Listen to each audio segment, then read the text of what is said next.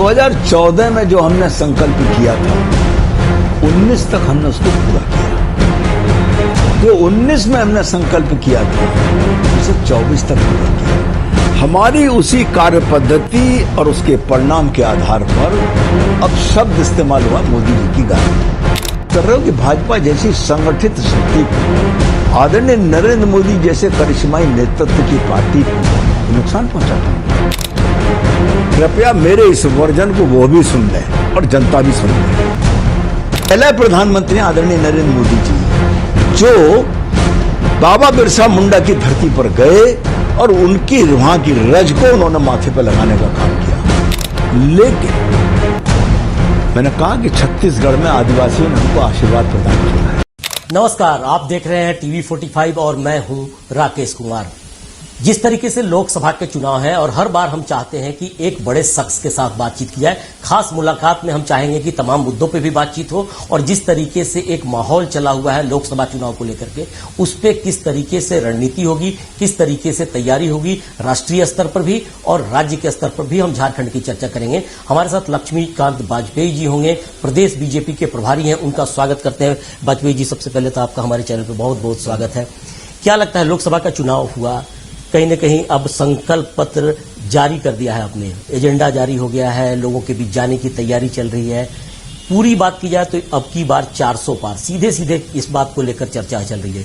कैसे जाएंगे 400 पार? बड़ी रणनीति बनानी पड़ी होगी आपको। अगर मैं ये कहूं कि जब से आदरणीय नरेंद्र मोदी जी और आदरणीय अमित शाह जी भारतीय जनता पार्टी की राजनीति के राष्ट्रीय स्तर पर उन्होंने काम शुरू किया, मार्गदर्शन शुरू किया है, तब से पार्टी में एक प्रक्रिया बन गई है कि आज चुनाव निपटा तो हर अगला दिन चुनाव का दिन मान कर काम करो। तो जो आपने अभी कहा है कि हम चुनाव में तैयारी कर रहे हैं, हमारी चुनाव की तैयारी तो लगभग पूरी है और हर दिन चुनाव का दिन है, इसलिए हम कोई ना कोई काम चुनाव के अभियान में लगातार करते जा रहे हैं।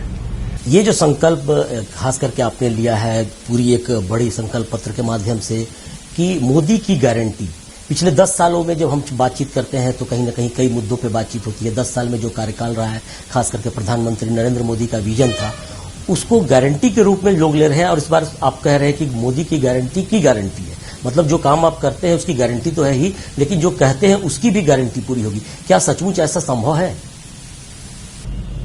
2014 में जो हमने संकल्प किया था 19 तक हमने उसको पूरा किया। जो 19 में हमने संकल्प किया था उसे 24 तक पूरा किया। हमारी उसी कार्य पद्धति और उसके परिणाम के आधार पर अब शब्द इस्तेमाल हुआ मोदी जी की गारंटी। यानी गारंटी का मतलब है वचनबद्धता। जनता के बीच में मोदी की गारंटी 2024 76 पेज का जो डॉक्यूमेंट पार्टी के द्वारा प्रस्तुत किया गया है, उस डॉक्यूमेंट के एक एक लाइन, एक एक पन्ने पर भाजपा काम करेगी और उसको पूरा करेगी। यही नाम है मोदी की गारंटी, मोदी की वचनबद्धता। ये आपको लगता है 400 पार एक बड़ा आंकड़ा होगा और साथ साथ इतना बड़ा प्रदेश, देश और जिस तरीके के विभिन्न धर्म के लोग, विभिन्न जनजातीय लोग, कई समुदाय, कई संगठन, कई ऐसी चीजें आती हैं जहां पे एकजुटता और एक बारीकता नहीं दिखाई पड़ती है। ऐसे मौके पे बड़े विजन की जब हम बातचीत करते हैं तो कैसे समझते हैं इतनी बड़ी चीजों को लेकर एक साथ चलने की तैयारी? आदरणीय प्रधानमंत्री जी ने पार्लियामेंट में भी कुछ बातें कही थी और मैंने पहला प्रधानमंत्री देखा है देश में जो पार्लियामेंट में छाती ठोक कर जिसने कहा हो कि तीसरी बार भी मैं प्रधानमंत्री बनूंगा। बड़े बड़े लोगों ने चुनाव लड़ा है, कोई इतनी निश्चिंतता के साथ चुनाव नहीं लड़ा कि तुम्हारी पार्टी सरकार में आ रही है और हम ही प्रधानमंत्री बनोगे। ये पहले प्रधानमंत्री आदरणीय नरेंद्र मोदी जी ने, जो इनका आत्मविश्वास है, वो आत्मविश्वास है इनके किए हुए कामों के कारण। जनता के प्रति सोच, उस सोच से उपजा हुआ काम और उस काम की पूर्ति, ये तीनों जो है आदरणीय नरेंद्र मोदी जी के विश्वास के कारण है। और एक बात और कहना चाहूंगा, कश्मीर से लेकर कन्याकुमारी तक इस देश की जनता को यह भरोसा है कि देश सुरक्षित है, भारत माता सुरक्षित है, तो नरेंद्र मोदी के हाथ में सुरक्षित है। और एक बात और कहना चाहता हूं, यही जोड़ना चाहूंगा, 10 साल के कार्यकाल में क्या किसी मंत्री के विरुद्ध भी एक लाइन भी भ्रष्टाचार की शिकायत आई है? इसलिए भ्रष्टाचार मुक्त भारत, विकास से युक्त भारत, गरीबों और मध्यम वर्ग के प्रति संवेदनशील सरकार, इस संकल्प के साथ काम कर रहे हैं। और जो आज 24 में कह रहे हैं 29 तक उसको पूरा करेंगे, ये आदरणीय प्रधानमंत्री जी की यही गारंटी है। और उस गारंटी के पूरा करने में कार्यकर्ता के नाते हम सबका जो सहयोग होगा वो तिल डाल के साझा हमारा भी होगा। 28 पार्टियां एक साथ एकजुट होकर आपके खिलाफ एकदम कहीं न कहीं एक मुहिम छेड़ने की तैयारी की है। क्या लगता है कि ये गारंटी कितनी सार्थक हो सकती है? बड़ी विनम्रता पूर्वक कहना चाहूंगा, इन दलों ने जब इंडी गठबंधन बनाया था, शायद बंबई में बनाया था, और उस समय जितनी लंबी चौड़ी मेज लगी थी और जितने लोग उस पर बैठे थे, आज क्या उस गठबंधन की बैठकों में उतनी लंबी चौड़ी मेज लग रही, उतने ही लोग बैठ रहे हैं? क्रमशः धीरे धीरे बिखराव हो रहा है। जो लोग 4 महीने 3 महीने एक नहीं रह सके, एक कॉमन न्यूनतम कार्यक्रम नहीं बना सके, जो लोग सीट शेयरिंग में अभी तक भ्रम में पैदा हैं, उनसे आप ये उम्मीद कर रहे हो कि भाजपा जैसी संगठित शक्ति को, आदरणीय नरेंद्र मोदी जैसे करिश्माई नेतृत्व की पार्टी को नुकसान पहुंचा पाएंगे क्या? हमें जनता का आशीर्वाद मिलेगा। हम तो जनता की अदालत में हैं और जनता से आशीर्वाद मांग रहे हैं अपने किए हुए काम के बदौलत। सीधा खड़ा कर रहे हैं कि बीजेपी साजिश के तहत कहीं से जांच एजेंसियों को लगा देती है, कहीं कुछ कर देती है, जिसके चलते एकजुटता उनकी टूटती है और कई जगहों पर ऐसी स्थिति। पूर्वक एक बात फिर पूछना चाहता हूं कि ये राजनीतिक दल के लोग ईडी और सीबीआई के दुरुपयोग की बात कह रहे हैं। कृपया मेरे इस वर्जन को वो भी सुन ले और जनता भी सुन ले। अगर किसी व्यक्ति के खिलाफ जो राजनीतिक नेतृत्व है या सरकार में बैठा है, यदि उसके खिलाफ कोई सूचना आती है, जानकारी आती है, शिकायत आती है, स्वाभाविक है कि जांच एजेंसी उसकी जांच करेगी। जांच करेगी तो प्रथम दृष्टया अगर वो जांच जो शिकायत सच पाई जा रही है, ऐसी परिस्थिति में हम ईडी के सम्मान को स्वीकार नहीं करना चाहते और हम जांच को फेस नहीं करना चाहते। नंबर 1 बिंदु। नंबर 2, ईडी और सीबीआई ने जो जांच करने के बाद एक प्राइमा फेसाई केस बनाया, नियमानुसार उस व्यक्ति को जिसको भ्रष्टाचार में पकड़ा या किसी शिकायत में पकड़ा है, उसको कोर्ट में पेश करते हैं।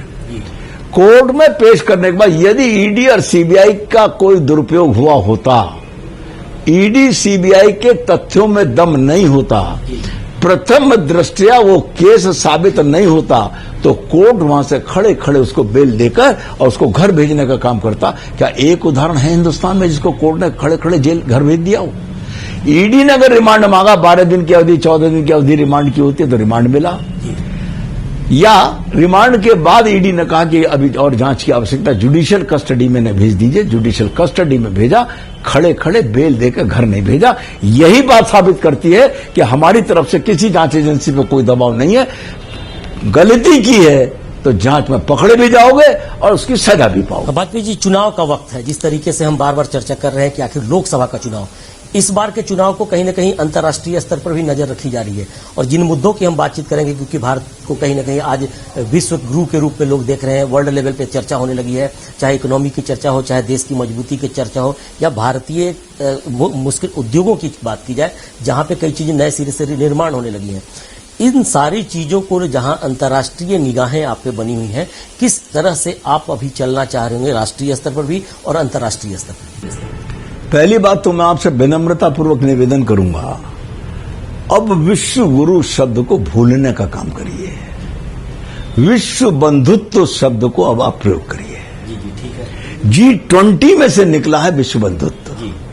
भारत ने विश्व के साथ भाईचारे का संबंध विकसित करने की बहुत बड़ी प्रक्रिया शुरू करी और पहल की है G20 के माध्यम से। हमको एक मौका मिला G20 की प्रेसिडेंसी का। G20 की प्रेसिडेंसी के माध्यम से ने विश्व बंधुत्व की भावना को बल दिया है। उदाहरण देना चाहता हूं, एक महामारी आई, दुर्भाग्यपूर्ण परिस्थिति पैदा हुई देश में, वैक्सीन बनाई मोदी जी ने, 3 वैक्सीन बनी, उन वैज्ञानिकों ने बनाई, सरकार के सहयोग से बनाई, लेकिन 100 से ऊपर देशों को वैक्सीन देने का काम किया और वहां भी कोरोना से ग्रस्त लोगों की जान बचाने का काम किया। विश्व बंधुत्व का इससे बड़ा उदाहरण नहीं हो सकता। इसलिए भारत अब विश्व बंधुत्व के रास्ते पर है और विश्व बंधुत्व में से ही अंतर्राष्ट्रीय मानचित्र विश्व के लिए एक दूसरे के सहकार की रास्ते पर चलेगा। है कि भारतीय इकोनॉमी को अब पूरे देश में विश्व में स्वीकार करने की समय आ गया है और जिस तरीके से आप बार बार चर्चा करते हैं कि आने वाले समय में हम लोग कहीं न कहीं एक बड़े विजन के साथ काम कर रहे हैं, तो उस स्थिति में आज हम अपने आप को देख पा रहे हैं। भारतीय इकोनॉमी के बारे में तो मैं एक ही निवेदन करना चाहूंगा। 11वें नंबर पर थी 2004 में, 2014 तक 11वें नंबर पर बनी रही। 14 में 11वें नंबर पर हमने उसको चार्ज लिया, चार्ज टेक ओवर किया और 24 आते आते हम 5वें नंबर पर आ गए। एक बात हमारा संकल्प है कि 29 आते आते हम तीसरे नंबर पर जाएंगे। अब मैं यहां उदाहरण देना चाहता हूं। 5वें नंबर पर हम आए तो इंफ्रास्ट्रक्चर के लिए कितनी धनराशि उपलब्ध हुई हमको? एक नए पैसे का क्या टैक्स बढ़ाया? नहीं बढ़ाया ना। और विकास के कामों में हमने पैसा खर्च किया। ये जो हमारी अर्थव्यवस्था 11वें नंबर से 5वें नंबर पर आई है, इसके कारण हमको जो पैसे की उपलब्धता हुई है उससे ये विकास के इतने बड़े बड़े काम हुए हैं। ऐसा नहीं कि चंद्रयान 3 गया तो उसमें बिना पैसे के चला गया या 10-20 रुपए में चला गया। इन सब के लिए धनराशि की उपलब्धता इकोनॉमी के 11वें से 5वें नंबर आने पर हुई। अब कल्पना करिए और देश की जनता से मेरा निवेदन कि वो कल्पना करे कि जब 5वें से तीसरे में पहुंचेंगे तो भारत की प्रोस्पेरिटी कहां होगी और हमको विकास के लिए कितनी धनराशि उपलब्ध होगी, ये हमको क्या नाम है जनता को बताना है। एक और सवाल इसी के साथ जुड़ा होता नजर आएगा। संकल्प पत्र में आपने कई चीजों का जिक्र किया है, खास करके गरीबों के लिए जो सुविधाएं होनी चाहिए, बुनियादी सुविधाएं, उन सारी चीजों का जिक्र किया है। साथ साथ बिजली, पानी, जो मूलभूत सुविधाएं होती हैं उनकी चर्चा की गई है। स्वास्थ्य सेवा, शिक्षा, तमाम चीजों की बातचीत की है। और मुझे जो जानकारी मिली है अब तक, जितनी जानकारी मिल पाई है संकल्प पत्र के माध्यम से, कि कई चीजें लोगों को हो सकता है कि मुफ्त में भी मिलने लगेंगी। और ऐसी स्थिति में जब आएगी तब आप इकोनॉमी को कैसे कंट्रोल करेंगे, रोजगार को कैसे आगे बढ़ा पाएंगे, क्योंकि अर्थव्यवस्था को मजबूत करने में रोजगार की और इसकी भूमिका नजर। हमने इस दौर में जब 11वें से 5वें पे लाए हैं तो रोजगार के अवसर बढ़े हैं। रोजगार का मतलब होता है हाथ को काम और पेट को रोटी, केवल नौकरी नहीं, वो उपलब्ध हुए हैं। ऐसी स्थिति में मेरा विनम्रता पूर्वक आपसे कहना है कि हमने पहला काम तो एक ये किया है कि जो आयुष्मान कार्ड के माध्यम से हम गरीबों को इलाज की सुविधा देते थे, आज समाज के बुजुर्गों को जो 70 साल इससे ऊपर के हैं, चाहे वो किसी आय वर्ग के हैं, हम उनको आयुष्मान कार्ड की सुविधा देने जा रहे हैं। ये भी हमारा सुधार है इस व्यवस्था में।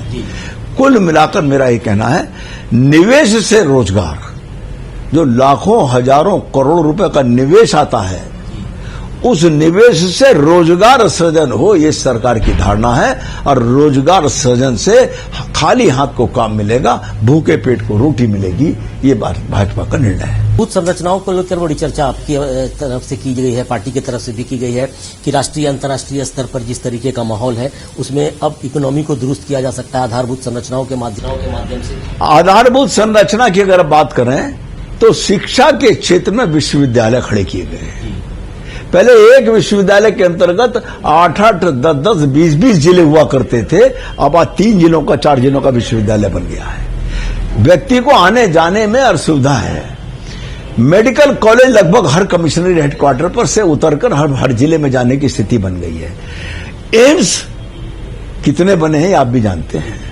IIM कितने खुले हैं आप भी जानते हैं। IIT कितने खुले जाने। ये जो इस प्रकार का केवल इंफ्रास्ट्रक्चर का अर्थ ये नहीं है कि रेलवे लाइन बिछ गई, सड़क बन गई, मार्ग प्रकाश की व्यवस्थाएं हो गई, ये तो है ही है। लेकिन इसके साथ साथ भविष्य के लिए नौजवानों को पढ़ने के साधन, और बीमार अगर कोई पड़ता है तो उसके लिए उसके चिकित्सा के साधन भी बढ़ाने का काम भी इंफ्रास्ट्रक्चर में वृद्धि माना। चलिए, राष्ट्रीय स्तर पे तो हम बहुत काफी चर्चा कर चुके हैं, अंतर्राष्ट्रीय चीजों पे भी बातचीत कर चुके हैं, लेकिन वाजपेयी जी से थोड़ा और आगे वक्त लेंगे आपका और करेंगे चर्चा की झारखंड में क्या कुछ सिनेरियो बन रहा है, किस तरीके की परिस्थितियां बन रही है और किस तरीके से सारी चीजों को लेकर फिर से 14 की 14 सीटों पर कहीं कामयाबी हासिल करने की तैयारी बीजेपी की है। लक्ष्मीकांत जी हमारे साथ बने हुए हैं। आप रुकेंगे एक छोटे से ब्रेक के लिए, आप हमारे साथ बने रहिए। ब्रेक के बाद एक बार फिर आपका स्वागत है। और जिस तरीके से हमारे साथ लक्ष्मीकांत वाजपेयी जी हैं, प्रदेश के प्रभारी हैं बीजेपी से। वाजपेयी जी, एक बड़ा सवाल खड़ा होता है। 12 सीटें आपके पास पहले से मौजूद थी, एक सीट गीता कोड़ा का आपके पास आ गया आज के समय में, 14 सीटें झारखंड में हैं। सचमुच 14 सीट आप लोग फिर से ला पाएंगे? देखिए, 14 सीटें लाने के संकल्प के साथ संगठन और कार्यकर्ता काम कर रहा है।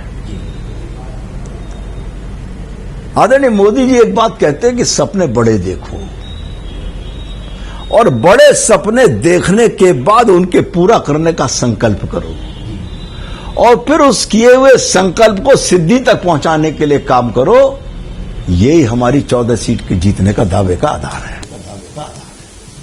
आप 14 सीट पे जाने की तैयारी है। मुद्दे जो झारखंड के बड़ा सेंसिटिव बताए जाते हैं, खास करके एक आदिवासी वोट बैंक की बार बार चर्चा हो रही है राज्य में पिछले कई दिनों से कि आदिवासियों के साथ अन्याय हुआ है, बीजेपी ने कई चीजों को आगे बढ़ने नहीं दिया है, और साथ साथ ये भी कहा जा रहा है कि आदिवासी बहुल इलाकों में बीजेपी को वोट नहीं मिल पाएगा।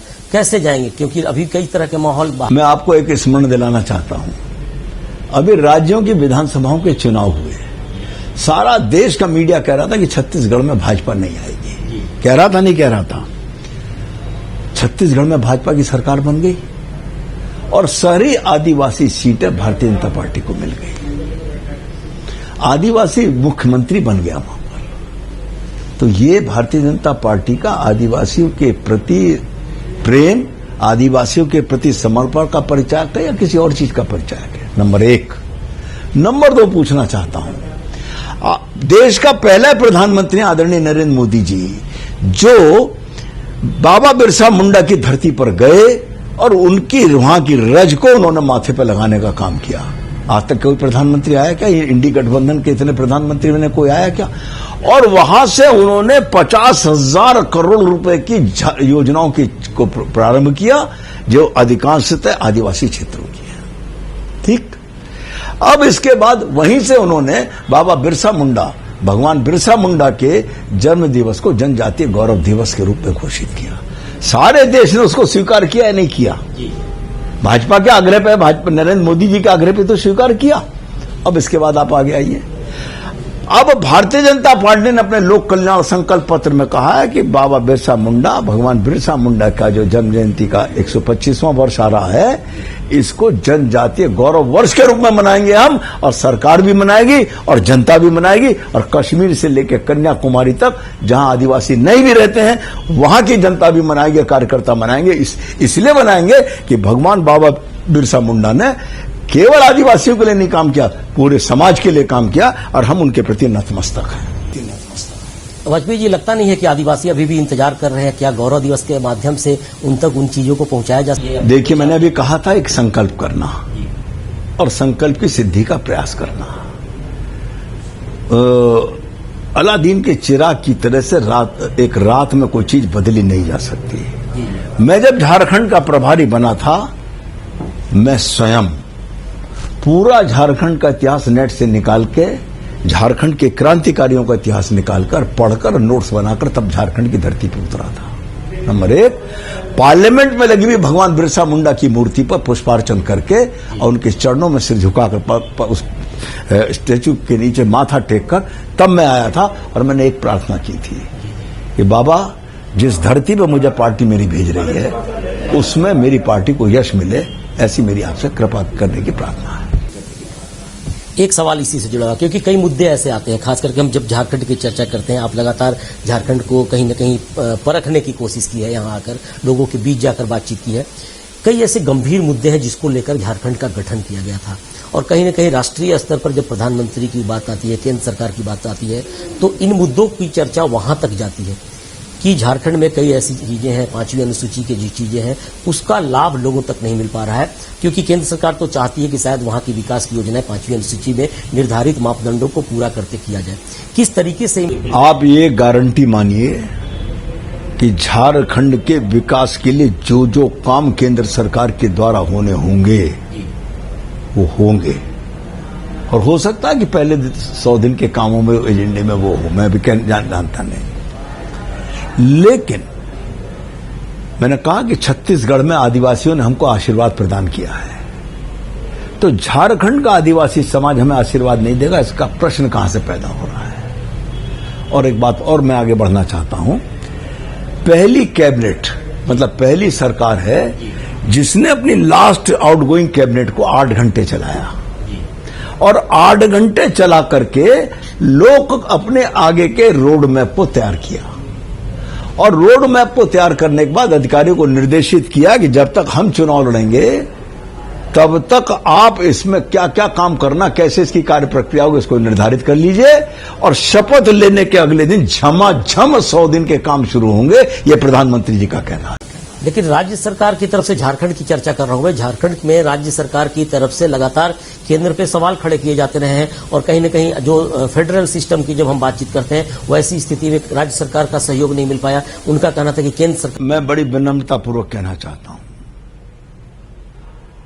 किसी भी कोई एजेंसी अगर आपको कोई किसी से लोन लें आप, तो लोन बैंक से लेंगे तो जिस पर्पस के लेंगे उसी पे तो खर्च करेंगे। बैंक आपके लोन की दूसरी किस्त देने से पहले आपके पहली किस्त दी हुई किस्त का भुगतान की जानकारी प्राप्त करेगा। यदि वो आपने नियमानुसार खर्च किया तो आपको दूसरी किस्त जारी करेगा, अन्यथा नहीं करेगा। जब यूटिलाइजेशन सर्टिफिकेट राज्यों से नहीं जाता, क्योंकि मालूम है कि यूटिलाइजेशन सर्टिफिकेट गया तो कल ही खुल जाएगी, तो फिर कैसे पैसा मिलेगा। एक बात और सुनिए, दूसरी बात मेरे कहने की है, केंद्र की जो भी योजनाएं हैं, जो जनता के हित की योजनाएं हैं, वो प्रधानमंत्री जी के नाम से हैं, तो राज्य में लागू करने में क्या दिक्कत है। प्रधानमंत्री एक संवैधानिक पद है, मुख्यमंत्री जी एक संवैधानिक पद है यहां पर। तो संवैधानिक सरकार के द्वारा, केंद्र के द्वारा राज्य के सीमा के भीतर काम करने के लिए अगर कुछ सुविधाएं दी जा रही हैं, कुछ योजनाएं दी जा रही हैं, हम राजनीतिक कारणों से उन योजनाओं को क्यों नहीं लागू होने देते अपने राज्य में। ये भी एक बहुत बड़ा विषय जो जनता के बीच में जाएगा। मुख्यमंत्री, पूर्व मुख्यमंत्री का कहना था कि बीजेपी तमाम मुद्दों पे काम करने नहीं देती है, बार बार डिस्टर्ब करती है, सरकार को चलने नहीं देती है और स्थिर करने की कोशिश करती है और कहीं न कहीं कह रही है कि भ्रष्टाचार के नाम पे। सामान्यतः ऐसा नहीं है, हो तो न्यायालय मौजूद है, वहां सरकार क्यों नहीं जाती है। राज्य सरकार के कार्यकाल को किस रूप में देख रहे हैं पिछले 4 साढ़े 4 साल? अनाचारी, कदाचारी, भ्रष्टाचारी सरकार। और भ्रष्टाचार के बारे में हम क्या गलत कह रहे हैं, वो तो प्रूव हुआ है। वाजपेयी जी, आप लगातार कहीं न कहीं अंतिम व्यक्ति तक जाकर बातचीत करते हैं, चुनाव का माहौल है, 14 लोकसभा सीटों में आपकी जाने की तैयारी है और मुझे लगता है कि जैसी जानकारी मिल रही थी आपकी कि एक दिन में 500 से 600 किलोमीटर तक आप चल देते हैं हर दिन। अभी किस तरीके से आप सोच रहे हैं, क्योंकि अब चुनाव का समय राज्य में कुछ नहीं, अब तो शक्ति केंद्र से पन्ना प्रमुख तक जाना, मंडल की टीम को तैयार करके वहां तक भेजना और पन्ना प्रमुख को तैयार कर देना काम करने के लिए। इसके अलावा कोई काम बचा हुआ नहीं है। आम जनता क्या समझे आज के दिन बहुत जनता ये भरोसा करे कि नरेंद्र मोदी जी ने जो कहा है वो करेंगे और गरीबी या अभाव से ग्रस्त व्यक्ति किसी जाति, धर्म, पंथ और पूजा पद्धति का हो, उस तक उसका हक पहुंचेगा। वो हक लाभार्थी के रूप में जितनी योजनाओं को सरकार ने लागू किया है, किसी की जाति नहीं पूछी गई कि वो हिंदू है, मुसलमान है, वो आदिवासी है, बनिया है, ब्राह्मण है, कुछ नहीं पूछी गई।